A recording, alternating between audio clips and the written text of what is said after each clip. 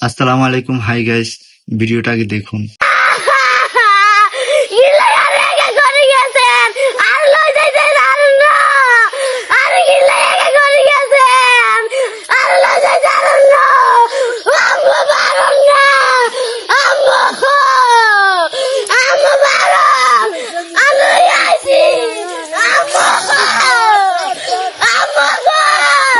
মা, মাগো, ও মা, কি যে একটা মধুর শব্দ,